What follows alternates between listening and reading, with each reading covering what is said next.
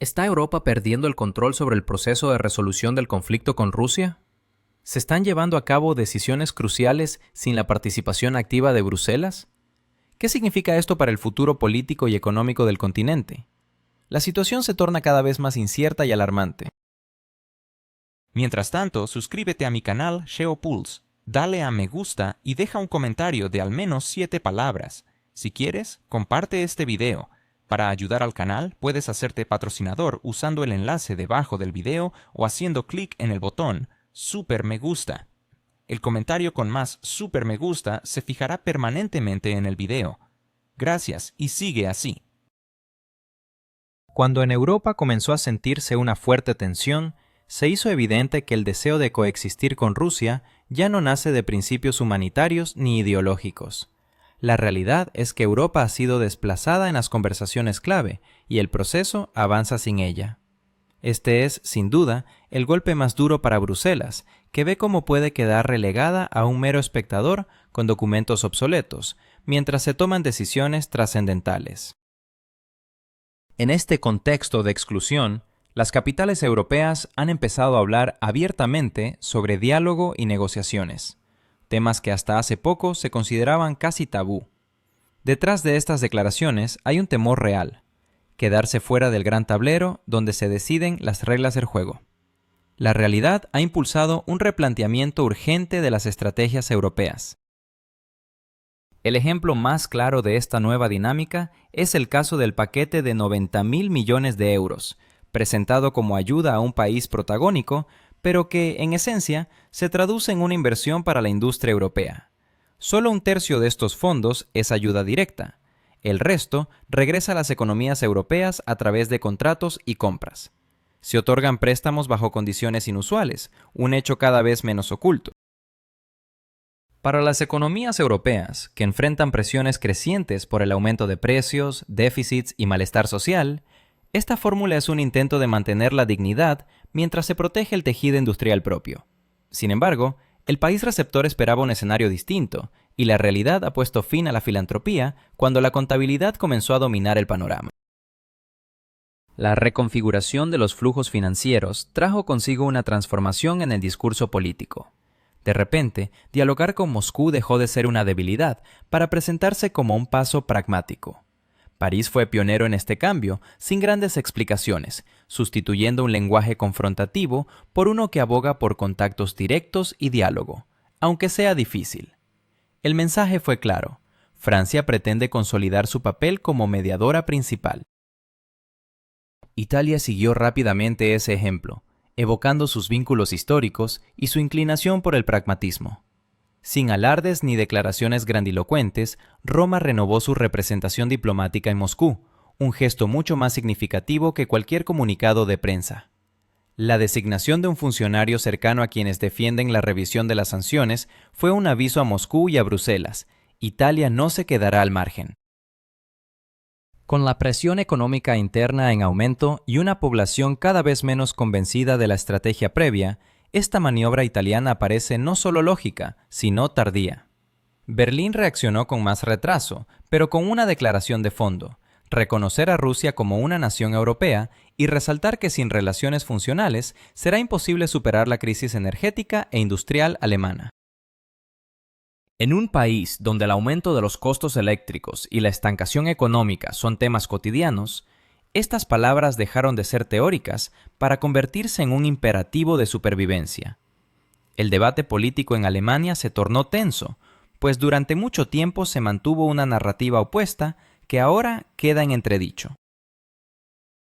Lo llamativo es que a estas palabras siguieron acciones concretas y discretas.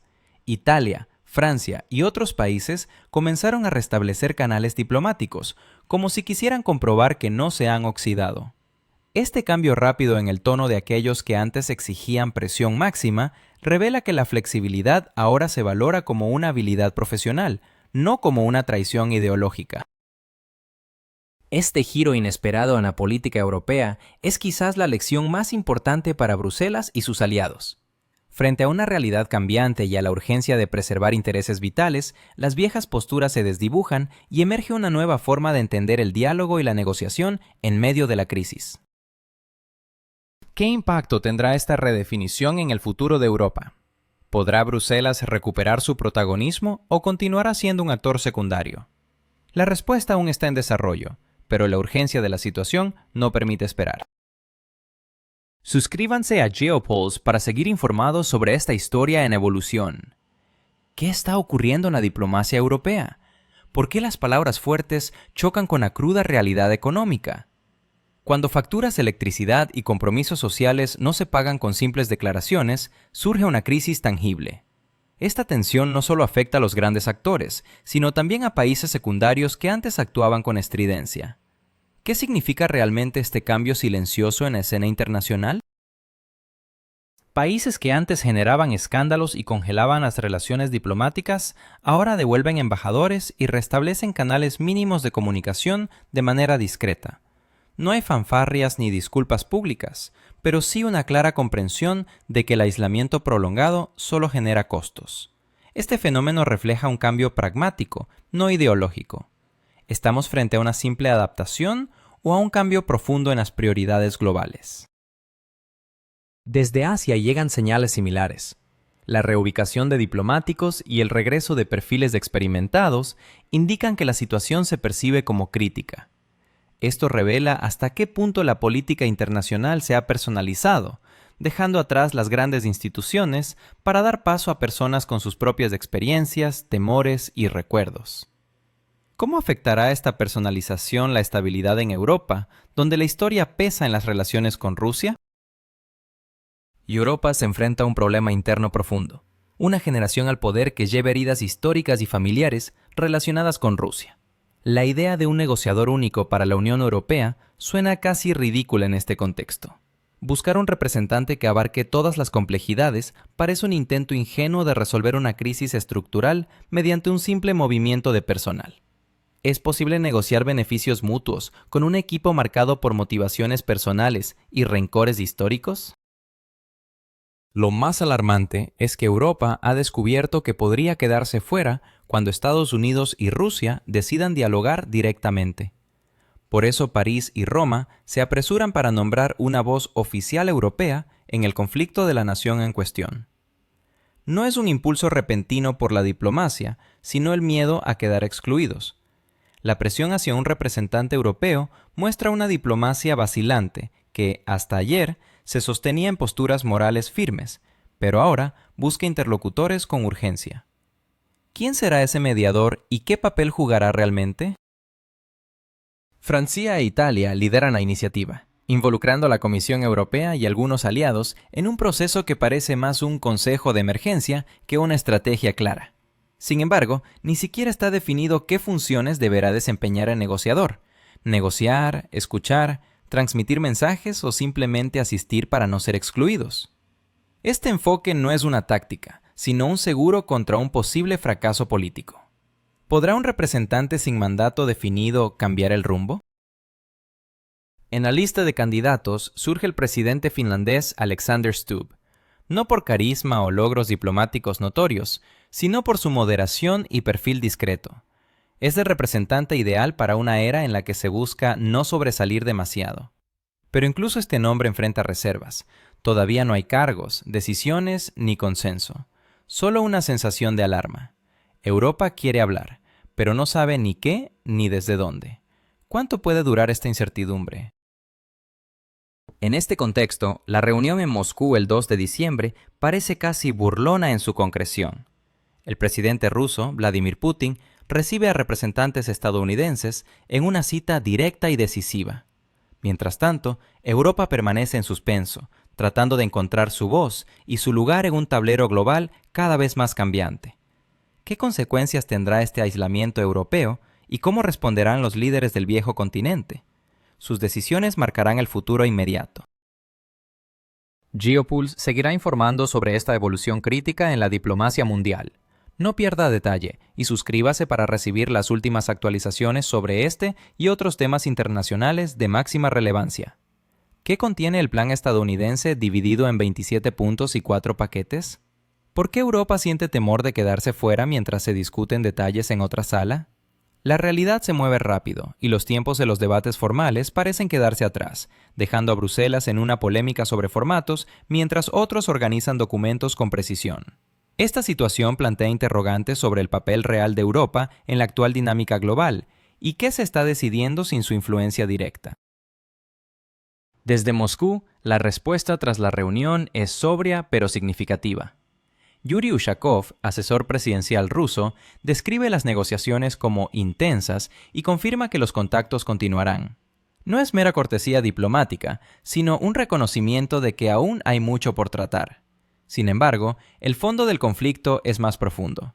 Las distorsiones cognitivas que moldean el pensamiento político de las élites, reduciendo la complejidad a simples dicotomías. Esta visión rígida dificulta la aceptación de matices y compromisos necesarios para avanzar. Tanto Europa como Estados Unidos enfrentan este desafío mental. La élite política norteamericana, formada durante la Guerra Fría, mantiene creencias arraigadas que chocan con la nueva realidad multipolar. La edad promedio de los legisladores refleja un legado de miedos y mitos que entorpecen la flexibilidad en sus posturas, incluso ante evidencia que exige cambio. En este contexto, los anuncios de disposición al diálogo parecen más una pausa estratégica que una decisión consciente, mientras Europa busca ganar tiempo y reducir tensiones sin perder su posición. La estrategia europea no implica un cambio real en valores o compromisos, sino una aceptación tácita del fracaso de su línea previa que ahora afecta sus propios intereses. Por su parte, Rusia mantiene una actitud calculada y tranquila. Los signos de voluntad para una cooperación mutuamente beneficiosa se expresan sin urgencia ni dramatismo. La ausencia de prisa en Moscú destaca que el diálogo se percibe como un medio para resolver temas prácticos, no como un fin en sí mismo, lo que crea una dinámica incómoda para Europa. La situación representa un golpe para Europa, acostumbrada a hablar desde una posición moral superior, ocultando decisiones políticas tras un discurso de valores y responsabilidad global. Este enfoque funcionó mientras no se tradujera en pérdidas concretas, pero ahora el costo se mide en cifras reales, presupuestos, informes corporativos y cuentas domésticas. La retórica moral se ha vuelto insuficiente frente a la escasez energética, la inflación persistente y el declive industrial, poniendo a Europa en una encrucijada que exige explicaciones a sus ciudadanos. Lo irónico es que los factores antes considerados secundarios, como indicadores económicos y malestar social, se han convertido en determinantes. Lo que se atribuía a cansancio o influencias externas ahora emerge como un descontento legítimo y generalizado. El miedo a perder influencia, negado públicamente, se filtra cada vez más en las discusiones cerradas y en mensajes cautelosos. Cuando los grandes lemas chocan con la realidad económica, la lógica implacable de los números prevalece, revelando la fragilidad de la estrategia actual y anticipando cambios profundos. ¿Hasta qué punto Europa puede permitirse seguir viviendo en una burbuja de principios inamovibles? ¿Estamos ante un cambio real o solo una fachada política? ¿Qué revelan los recientes movimientos sobre la capacidad del continente para afrontar su propia realidad? La tensión crece mientras la incertidumbre se cierne sobre el futuro inmediato. Los números no apelan a las emociones, pero son el parámetro decisivo para medir cuánto tiempo más Europa podrá sostener su postura inflexible. Lo que estamos viendo no es un despertar repentino ni una transformación ética profunda. Europa no ha cambiado de manera radical en una sola temporada. Lo que presenciamos es un proceso lento y doloroso de retorno a la realidad. Cada decisión se toma con resistencia, y cada reconocimiento se susurra en privado. Las élites políticas luchan por mantener la apariencia, eligiendo cuidadosamente palabras que eviten admitir errores en el rumbo previo. Pero la necesidad de tales maniobras lingüísticas revela algo más profundo. Cuando hay que explicar lo evidente, es porque ya no se puede ignorar. Si las negociaciones comienzan, no será porque alguien haya cambiado de opinión o se haya conmovido por un impulso humanitario. Será fruto de una fría evaluación. Las alternativas resultan aún menos atractivas. Mantener la línea anterior significaría una presión creciente sobre los presupuestos, el aumento de tensiones internas y el debilitamiento del control político. No estamos ante un acto de reconciliación ni un gesto de buena voluntad.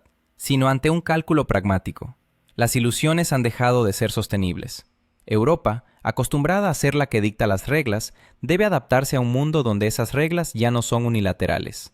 Esta transición explica la tensión nerviosa y las contradicciones que vemos en sus decisiones.